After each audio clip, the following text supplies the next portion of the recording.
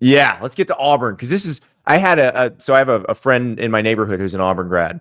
Came up to me in the gym yesterday and said, "You got the Tigers at number 10?" I was like, "Yeah."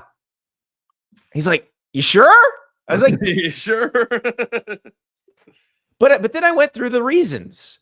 This was a team that had a horrible season this year. Horrible. But other than the Alabama game, they were in every game. They had some crippling turnovers at the from the quarterback position.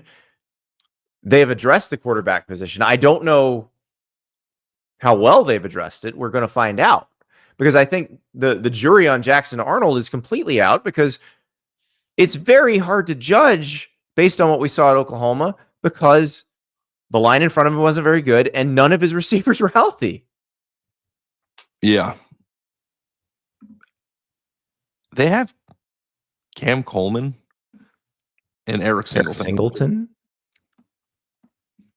Mm-hmm. They are a team, like you said, that I think was in every game this year for the most part. They're improving the quarterback position, we think, in a pretty important way. Because I think that, like, if they also have Ashton Daniels from Stanford, and they also have Deuce Knight coming in as a freshman. So I don't want to just assume Jackson Arnold's the starter. I think that we can safely assume that no matter who the starter is, that the play of quarterback will be improved greatly from last year, right? Or from this year. Well, and in part because they're having a real competition. They're having a real competition. And I think it's very, very, very helpful to have two really good receivers on your team. Like in college football, if your receivers are really good, your team is really good.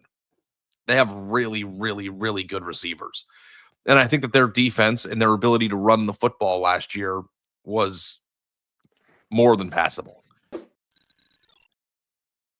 Hugh, complete nutrition in a bottle right here.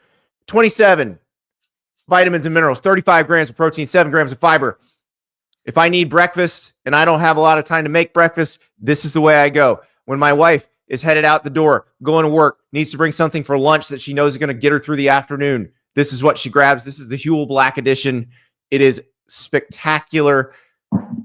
Complete meal in seconds. Just grab, sip, and go. No more skip meals or unfulfilling snacks. Huel makes it easy with nutrition that fits into your life.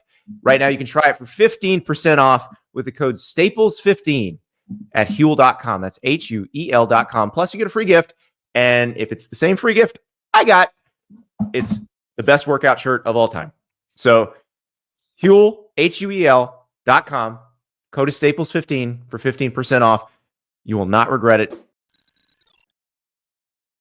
Yeah. So, and also, too, when you think about the preseason top 10, like, you can be flirting with number 10 at 9-3. Like, being number 10 doesn't mean that you're going undefeated next year. But the bar to being number 10 at the end of the year is not as high as you think when you're looking at this list. Yeah. So if they have a really electric offense and they hit on the quarterback position, regardless of who that guy is, they play really good defense and they run the hell out of the football like they did this year.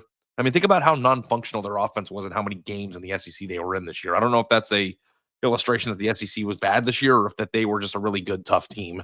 Probably 6 of one, half dozen of the other. But Auburn, too, is like the best bad team I've ever seen. Right. They weren't not getting smoked in these games. So that's the thing. A lot of times the ones that are just a bounce to the ball kind of situation, when a bunch of them don't go your way one year, a few of them go your way the next year. Like the universe tends to balance these things out. Unless you're Nebraska. Yeah. Unless you're Nebraska.